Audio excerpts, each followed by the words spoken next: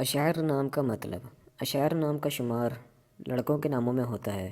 اشعار نام کی ابتدائی تاریخ عربی زبان سے نکلتی ہے۔ اشعار نام کا مطلب عقل مند، صاحب شعور، شعر کی طرح اور شدید ہے۔ امید ہے آپ کو ویڈیو پسند آئی ہوگی۔